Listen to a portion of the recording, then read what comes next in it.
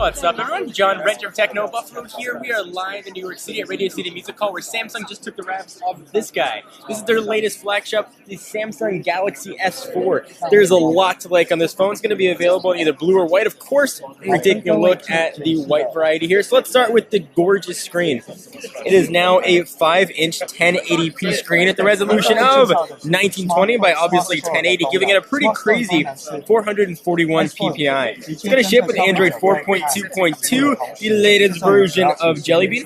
Going to come in 32 or 64 gigabyte configuration. It's expandable, of course, with micro SD cards. The camera, we'll talk about this in an upcoming video. It's a 13 megapixel camera, and there's a lot of crazy cool features on this camera. There's a feature called Eraser. We take separate pictures. You can erase the backgrounds.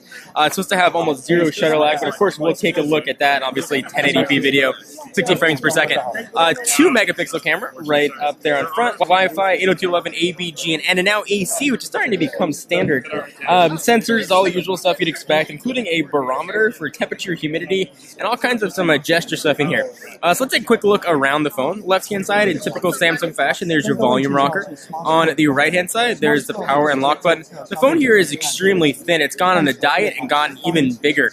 This is looking to sell between 1 and 1.5 bajillion units for Samsung. This phone in the hand feels very similar to the Galaxy S3, but it looks absolutely incredibly different. So we'll show you some of the really neat features that are on board here. If you go ahead and take your finger, you just touch right over the top, things are going to start to open up, at least in theory, and you can see what they look like. So as you hover your finger over, similar to what you used to have to do with the S Pen, my finger is not touching the display. I'll show you the side of what that looks like.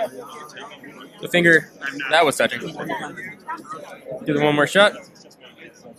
The finger is not touching at all, and the context is opening up, and that works for pictures and video. It's a pretty cool feature here. There's a lot of other tweaks we'll cover in upcoming videos. The home button here is where Samsung usually puts it. There's a big one with 2 buttons that are flanking it. You've got a menu button and a back button right there. Be sure to check out TechnoBuffalo.com for the latest and greatest coverage on the Samsung Galaxy S4. I am John Rettinger. Give this video a thumbs up, and I'll see you guys in the next video.